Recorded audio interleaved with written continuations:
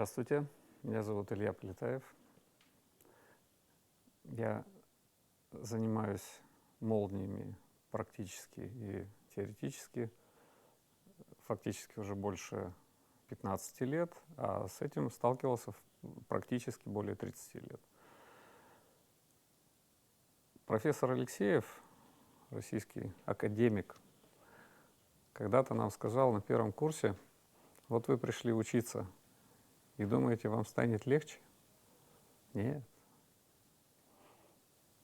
Моя дочка 12 лет, сейчас и 16, во время грозы сидела на коврике и говорила: папа, зачем ты мне рассказал про эту молниезащиту? Срочно поставь на дом молниезащиту. И сейчас на доме, на моем, наша молниезащита, через месяц она там стояла. Мои маленькие дети, 4 и 7 лет, из конструкторов строят вот такие вот палочки и говорят: это молниезащита. Я хочу рассказать немножко о молниях, не о всех, но какие они бывают, чего надо опасаться. Поэтому те, кто не хочет это знать, лучше не слушать меня. Вчера на встрече вечером за чашкой кофе один из ваших земляков сказал: зачем ты нам это рассказал? Теперь мы будем бояться этого. То есть живешь спокойно, не знаешь об этом, но береженого Бог бережет.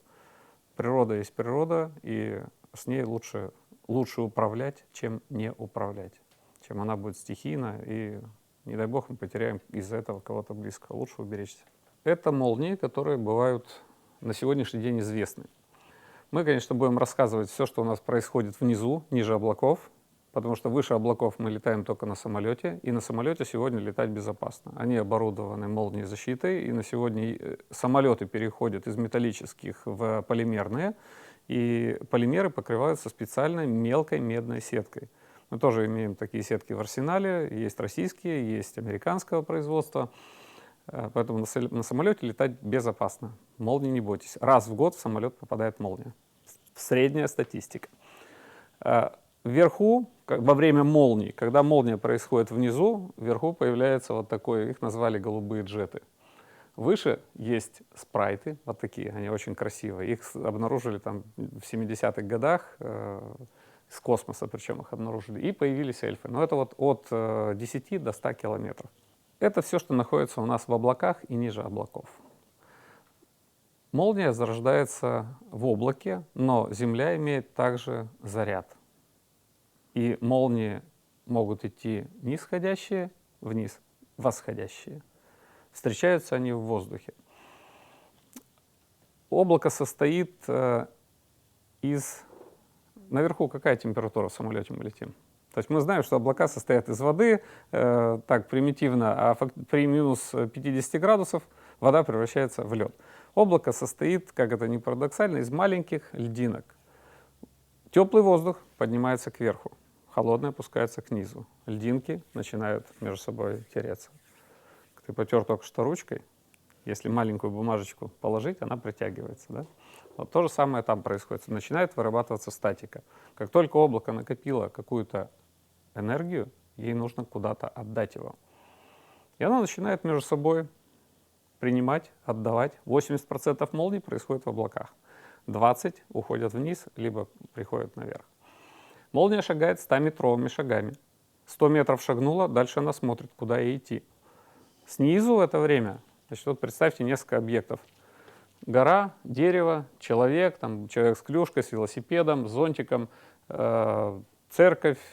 Отовсюду начинаются выходить стримеры, такие лидеры, которые стремятся встретиться с молнией. Встречаются они всегда наверху, но побеждает из них сильнейший, то есть у которого больше энергии, и там, где ионизирован больше воздух. Воздух ионизируется только во время грозы. То есть он ионизирован всегда, и у него есть пробой на метр, на сантиметр, но встречаются они в воздухе. Если бы они встречались внизу, мы видели бы куски расплавленного металла, брызги, как от сварки, но мы видим иногда в земле вот такие дыры. В песке там сковываются красивые вещи после удара молнии, и дорого стоит, если их найти.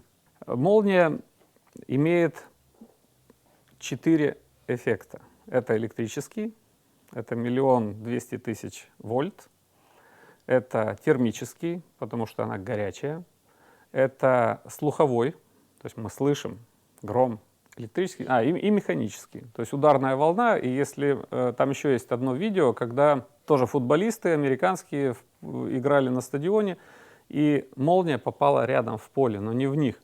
Они все пригнулись. То есть это когда бьет волна, мы слышим рядом гром, это ужасная сила. То есть это действует и на нас, и морально, и физически реально. Поэтому звук грома, он действительно очень сильный. Когда мы слышим гром, сначала мы видим молнию. После молнии мы отсчитываем секунды. Мы знаем скорость звука 380 метров в секунду. И можем четко понять, на каком расстоянии молния. Молнии бывают сухие, то есть мы видим сухую погоду, но молния пришла, она пришла в сторону. До 20 километров в сухую погоду молния может достичь цели. И были такие случаи, когда в велосипедиста попадала молния за 20 километров. То есть такое бывает. Сегодня говорят, что на Алтае, когда там месяц назад пожары были, говорили, что это именно от сухих молний. То есть погода сухая, пожары идут. Там могут быть и другие причины, но молния всегда такое природное явление, на что можно списать различные катаклизмы. Поэтому, может, и не стоит изучать до конца, так шучу. Какие бывают молнии защиты? Виды. То есть наша задача защититься, защитить не всю территорию, то есть леса лесами, но в первую очередь это наши близкие, это здания, сооружения, коммуникации. И я понимаю, что сегодня происходят отключения, в том числе из-за молний. Метод сетки я вам покажу дальше. Стержневые мачтовые, это и на зданиях стержни, и отдельно стоящие. Тросовые, как правило, это на складах, я уже говорил, каких сделано. И активные молниеприемники. Есть ионизирующие, есть деионизаторы. О них тоже скажу. Это метод сетки, который проектируется на всех зданиях общественных. Про частный сектор мы почти не говорим, но хотя должна быть защита. И в нормах постсоветского и России раньше этого не было. Мы создали новый государственный стандарт, который принят на всем постсоветском пространстве.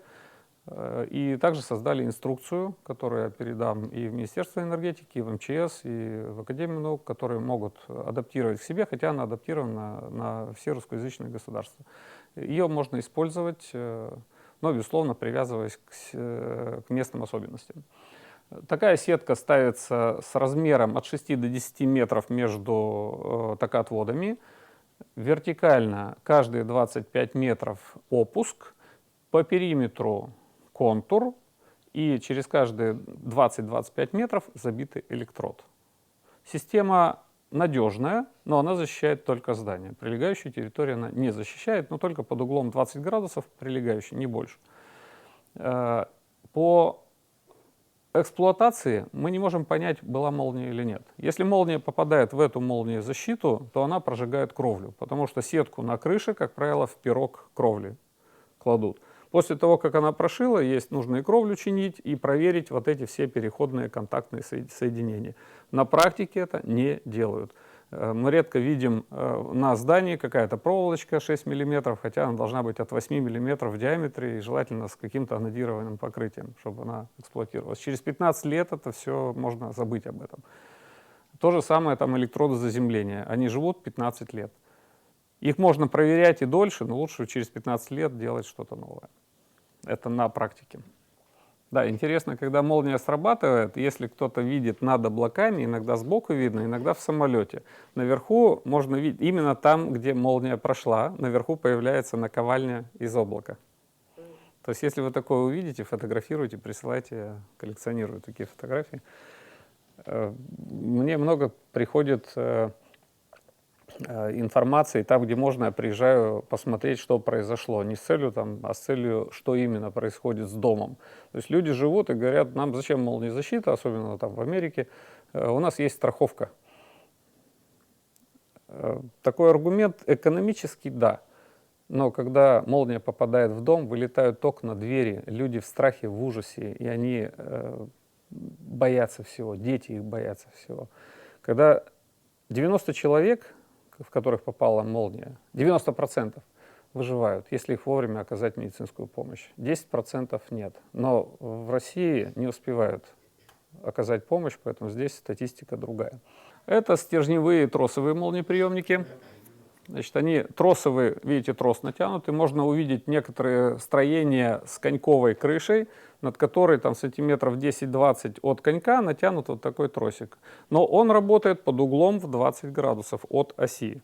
То есть, соответственно, он защищает только такое. Это при 99% вероятности защиты. Мачтовый молниеприемник, который у нас слева, он работает под таким же углом, и там можно посчитать, то есть у нас 40 градусов, по тангенсу угла мы можем посчитать диаметр покрытия. Достаточно простые, эффективные, и если нужно защитить мачту радиосвязи или церковь, у которых есть высокий купол и нет пристроев никаких, а только вот так защитить, этого вполне достаточно, что пассивный молниеприемник защищает хорошо.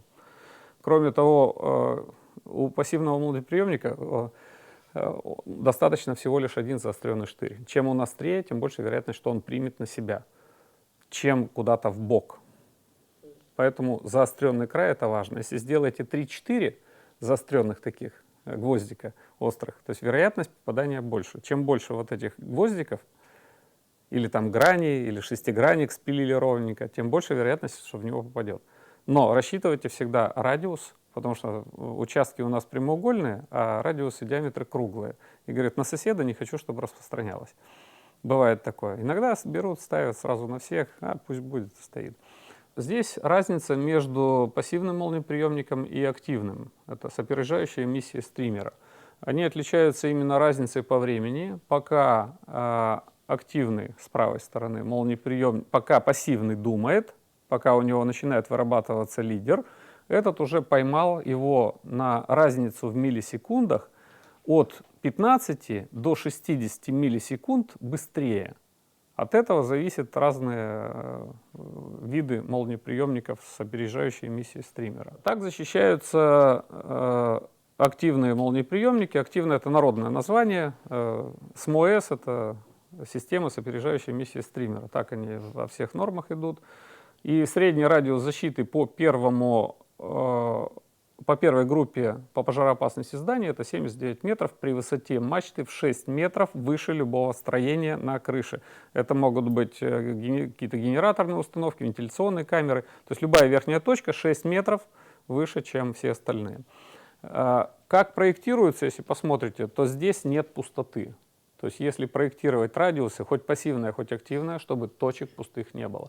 Если есть прилегающая территория и нужно ее защитить, то тоже ее нужно перекрывать. Я однажды там встречался с крупным строителем, и он так говорит, вот себе фазенду строю, сколько будет стоить для меня? Ну, для тебя вот столько-то, потому что ты там наш близкий, хороший. Он говорит, нет, поставлю гастробайтера, штырь воткнет на крыше и порядок. Я говорю, нарисуй свой дом. Ну вот 12 на 15 домик будет. Рядом с домом что-то будет? Ну да, вот тут будет озеро, туда карпов забетонирую, рыбу буду ловить, еще что. Ну вот тут баня, беседка, песочница. В песочнице будут дети? Он так долго на меня смотрел в глаза и сказал, я тебя понял. Потому что мы защищаем, наша задача защитить не только дома, а защитить территории. Людей убивает на улице. А также это животные, в том числе домашние, и потеря животных также близко переносится, особенно людьми в возрасте, когда у них дети выросли, и они только вот у них это собачка. Это примерная молниезащита с системами активными для обычного здания. В нормах пока нет, как защищать жилые дома частные. Но это нужно делать. И те, у кого есть возможности такие, делайте, защищайте, чтобы это было. И дети ваши были, и здание осталось целое. Лучше управлять, чем не управлять. Потом на сайте можете все скачать. Моя задача здесь не что-то продать, показать. Моя задача информировать, что это существует. Вот один из примеров активной молниезащиты на существующей линии электропередач. Это где-то под Москвой. Поставили 6-метровую мачту, и та верхняя голова защищает соседнее здание там, в 2 или 3 этажа. Вот, по-моему, здесь хозяин немец, поселился под Москвой, это Вологодская область. Вот так они проложены на крыше. То То есть если мачта высотой более 3 метров, то требуются растяжки, до 3 метров без растяжки, и 2 токоотвода уходят в землю. Это счетчики ударов молнии. Вот здесь показано, что можно проверить это как тестер батарейка Крона. Он без батареек работает так же, как молниеприемник. Никаких энергий не нужно к нему, ни солнечных батарей.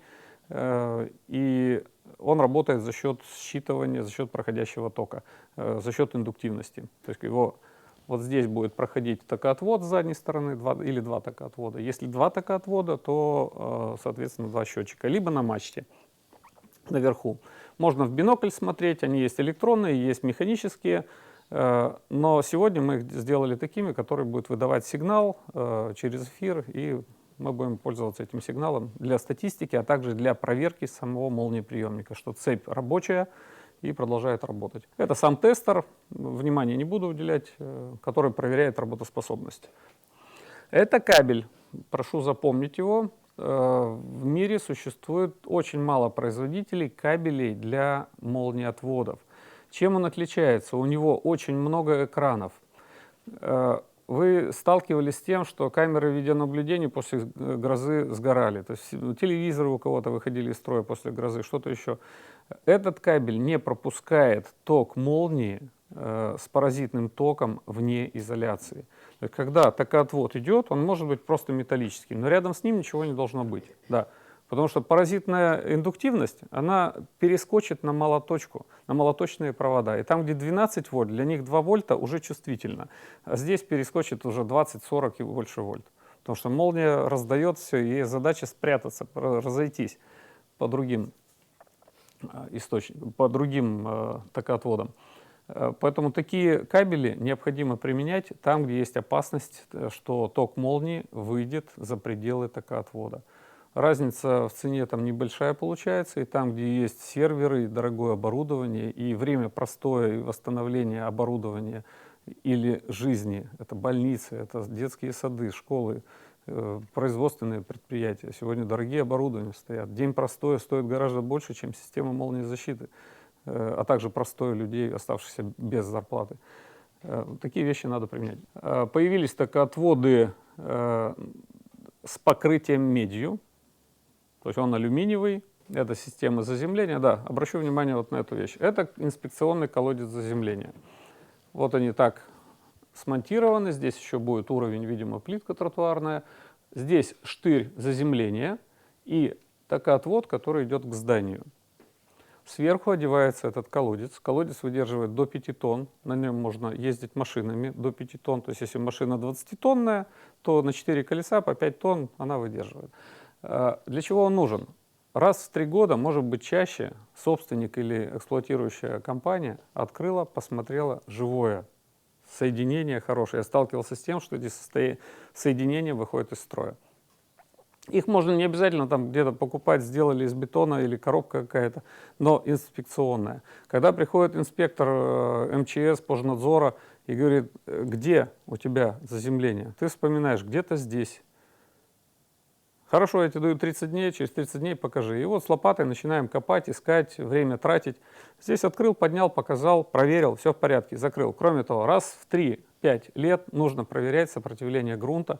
Для молниезащиты это от 2 до 10 метров. 10 метров это уже опасно. В старых правилах, есть такое правило устройства электроустановок, в нем сказано, что нужно заземлить и молниезащиту, и контур заземления в одно целое. Так было, но все энергетики, все эксплуатационщики разделяют, не присоединяй, не присоединяй. Уравнивание потенциалов в здании тоже присоединяй к молниезащите. Но мы не проверяем каждый день сопротивление грунта. Мы один раз сделали, и нам кажется, что в течение 3 лет это так. Например, утес. Представьте, утес, здесь река. Вот этот утес сухой становится, если нет дождей. Земля высыхает, и там сопротивления нет. Но и если молния попала сюда, она вот здесь зависла. И были случаи, когда пацаны играли в гольф, 9 человек, молния попала в одного, распределилась по всем, все упали. Всех откачали, все живые. Но вот такое происходит, потому что молния собралась там. Это так же, как шаровая молния, которая там, сгусток энергии не знает, куда уйти. То есть она шла, оборвалась, вот этот столбик, и он превратился вот в это. Там ее изучают, но это порошок, изобретенный англичанами, о котором я как раз говорил, когда необходимо нам добиться сопротивления грунта. Когда мы его получили, первую партию, мы забили временный электрод, лаборатория наша, и сделали измерение сопротивления грунта. Получили 30 Ом. Расстояние между электродами более 25 метров, такие требования. Вытащили временный электрод испытательный, насыпали горстку этого порошка, засыпали, забили этот электрод, 10 Ом. Мы сняли на видео, тогда еще были у нас раскладушки телефоны такие маленькие, видео плохое, не сохранилось, но можно повторить. Реально в 3 раза снижает сопротивление грунту. Ранее мы пользовались железом, набрасывали, сегодня там медные сетки предлагают, достаточно дорогие, и медь закапывать в землю кощунственно, жалко. Соль сыпали, графит сыпали, уголь сыпали, то, что проводит и дает эффект. Но все это со временем, соль вымывается и сопротивление повышается. Вот поэтому этот порошок, его достаточно там 10 килограмм на одно хозяйство, не домашнее, а промышленное. Такие как вот электросети, например, да, хватит им на год, если они постоянно бьют эти электроды заземления. Были случаи, там под Москвой обратился один коттеджный поселок, говорит, у нас все время молния попадает в опушку леса и сжигает все коммуникации под землей. Уже несколько раз. Только кабели проложим, грозовой период, сжигает все. Накладно, помогите. Это был 8 или 9 год. Выехали на место, посмотрели, взяли геологию. Оказалось, что земля, под землей от 2 метров, здесь лес, опушка леса, здесь поселок. Здесь идет скала. Скала внизу мокрая. Молния попадала в дерево, как правило, в дерево. И по скале, по влажной скале шла в сторону поселка, находила кабели и по кабелям растекалась по всем домам, сжигая все на своем пути, ну, доходя до домов. Сделали глубинные электроды по 60 метров, 2 электрода, больше проблем у них не стало. Поставили молниеприемник, до сих пор довольны, живы. Случаев очень много разных. Если у вас какие-то появятся случаи, я с удовольствием приму их, если нужен совет какой-то. Как уберегаться от молнии? Береженого Бог бережет. Теперь вы чуть-чуть знаете, чуть-чуть о молниях. Лучше быть либо в металлическом автомобиле с закрытыми окнами. Металлический автомобиль является защитой. Хотя кто-то сказал, что где-то там в Омске в позапрошлом году семья пострадала, сидя в автомобиле. Но информацию можно перепроверить, но автомобиль является защитой. Дома являются защитой от молнии. То есть внутри дома, не стоя у окон, сотовые телефоны не стоит держать, особенно на улице. Зонтики, клюшки, велосипеды — это все приемники для молний. Поэтому берегите себя, берегите близких. Добрый день. А какой вот все-таки риск промышленных зданий, гражданских строений в Абхазии получить какие-то повреждения из-за молнии? Хороший вопрос. Чем выше объект, тем больше вероятность попадания молнии. Чем он ближе к водоему, берега, это самые опасные для людей в смысле попаданий молнии. Те же самые мосты, они тоже высокие, то есть мосты, берега, и если на них находятся люди, лучше уходить. То есть или прятаться за перила, или за что-то еще. То есть не быть самым высоким объектом где-то на краю. Здания, они могут быть высокие, но на зданиях должны быть какие-то естественные или искусственные молниеприемники. Естественные — это природные, искусственные — то, что создано руками человека. И если они между собой электрически соединены в единую цепь, тогда и у них есть сопротивление изоляции, сопротивление грунта земли 10 Ом и меньше, это достаточно надежно. Но реально при строительстве я не видел, чтобы арматуру соединяли электрическим контактом. Ее связывают проволочкой, связали. Она должна идти либо экзотермическая сварка, там через магниевый порошок с медью, поджег, за секунду получаешь контакт, идешь дальше. Либо механическое соединение болтовое, либо сварка. Но арматуру сваркой не сваришь. Ну, почти не сваришь. В советское время были карты, существовали карты, количество попаданий молний на поверхность Земли в каждом регионе. И вот мне, насколько изменяет память, Абхазия была в достаточной группе риска. Вот по вашему мнению, как специалиста, в Абхазии больше молний, чем в каком-то другом регионе России, допустим, в средней полосе или в Сибири? Карта грозовой активности — это сколько часов в году молния попадает в квадратный километр, и на основе их как раз и проектируется все. В Абхазии это горная местность, не вся, потому что Сухуми расположен 20 метров от уровня моря. Основной город, то, что в горах, является более подвержено опасности молний. И, по-моему, до 60 часов. Если там средняя полоса это 20-40 часов в год, здесь, по-моему, 60 часов в Абхазии.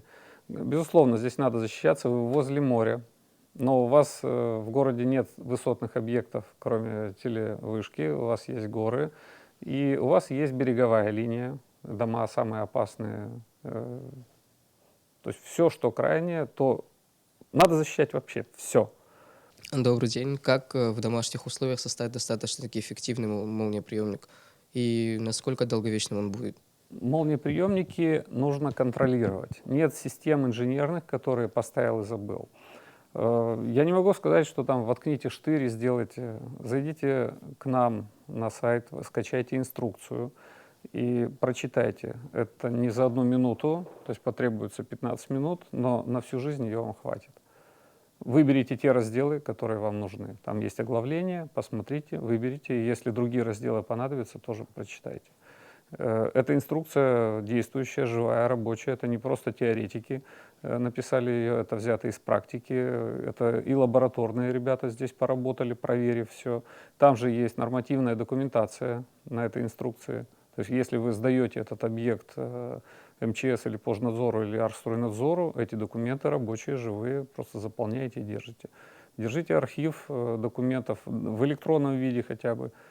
Но так сказать, что на доме сделать, если это пассивная защита, то лучше защищать всю территорию, там, где вы, ваши дети, ваши близкие приходят. То есть все равно контролируйте то, что происходит в отношении молнии. Увидели, что грозовой фронт пошел, найдите дома дела.